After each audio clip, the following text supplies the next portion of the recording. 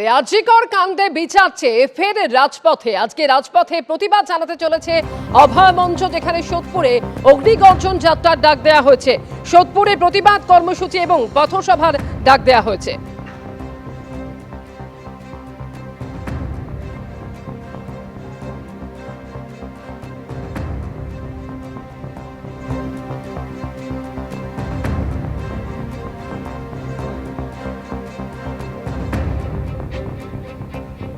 আজিকর কাণ্ডে ফের বিচার চেয়ে রাজপথে সোদপুরে অভয় মঞ্চের ডাকে ন্যায় বিচারের অগ্নিগর্জন যাত্রা হতে চলেছে, পথসভা এবং প্রতিবাদ কর্মসূচি।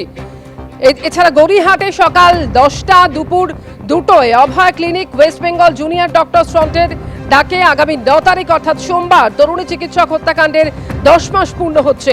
ওই দিনই অভয় স্মরণে আজিকর হাসপাতাল প্রাঙ্গণে জমায়েত কর্মসূচি পালন করা হবে। টালা থানা অভিযানেরও ডাক দিয়েছে West Bengal junior doctors front.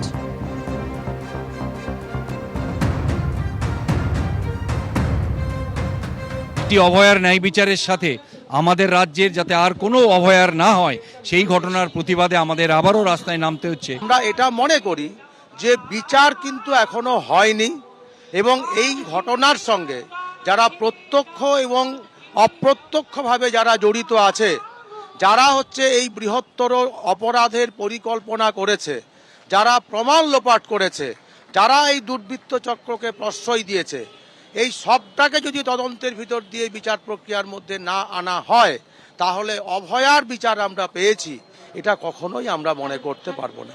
আর দুদিন বাদে 9 জুন অভয়া হত্যার 10 মাস পূর্ণ হবে।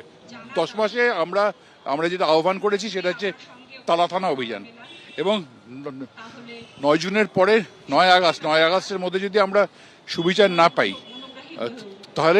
তাহলে সেদিন কিন্তু পশ্চিমবঙ্গ একটা বড় জনজোয়ার দেখবে। তার প্রস্তুতি আমাদের যে সংগঠনগুলো নিচ্ছে। আগামী 9 জুন আমরা টালা থালায় অবস্থান করব। দীর্ঘ টালবাহানা চলছে, তবুও আমরা আমাদের এই কর্মসূচি থেকে পিছিয়ে আসবো না। প্রশাসন কোনো সহযোগিতা আমাদের কোনো কিছুতেই করছে না, এক্ষেত্রেও করবে না, এটা আমরা মেনে নিচ্ছি। নেজাটের বোয়ালমারীতে শুভেন্দু অধিকারীর সভার আগে উত্তেজনার সৃষ্টি হয়েছে বলে খবর পাওয়া যাচ্ছে। বিরোধী দলনেতার সভার তরুণের ফ্লেক্স ছেঁড়ার অভিযোগও সামনে আসছে। ঠিক কি ঘটেছে, আরো বিস্তারিত তথ্য আপনাদের সামনে রাখবো। আমাদের প্রতিনিধি সমীরণ পাল রয়েছেন আমাদের সঙ্গে টেলিফোন লাইনে। সমীরণ। দেবস্মিতা, 2019 সালে লোকসভা নির্বাচনের ফল প্রকাশের পর নেজার থানার অন্তর্গত ভাঙ্গিপাড়া এলাকায় তিনজন বিজেপি কর্মী খুন হয়েছিলেন।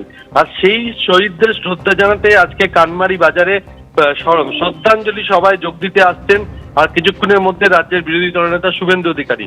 তার আগের রাতে অর্থাৎ বাসন্তী হাইওয়ের উপরে যেখানে কানমারি বাজারে যাবেন রাজ্যের বিরোধী দলনেতা, সেখানে বাসন্তী হাইওয়ের ওপর যে তোরণ তৈরি করা হয়েছিল বিজেপির পক্ষ থেকে শ্রদ্ধাঞ্জলি সভার সমর্থনে, সেই তোরণ বিজেপির অভিযোগ তৃণমূল আশ্রিত দুষ্কৃতীরা তোরণের একটা অংশের ফ্লেক্স ছিঁড়ে দেয় এবং এই ঘটনাকে কেন্দ্র করে উত্তেজনা তৈরি হয়েছে। আর কয়েক ঘন্টার মধ্যেই রাজ্যের বিরোধী দলনেতা এসে পৌঁছবে। যদি এ ব্যাপারে এখনো পর্যন্ত বিজেপির বসিরহাট সাংগঠনিক জেলা বিজেপির সভাপতি সুকল্যাণ বৈদ্য সরাসরি অভিযোগ করেছেন যে তৃণমূল আশ্রিত দুষ্কৃতীরা এই যে প্রতিবাদ সভা হবে তার আগে আতঙ্কে তাদের সবার তরুণের ফ্লেক্স ছিঁড়ে দিয়েছে। যদি এখনো পর্যন্ত এই ব্যাপারে কোনো তৃণমূলের তরফ থেকে কোনো প্রতিক্রিয়া আমরা পাইনি। দেবস্মিতা। ধন্যবাদ সমীরণ।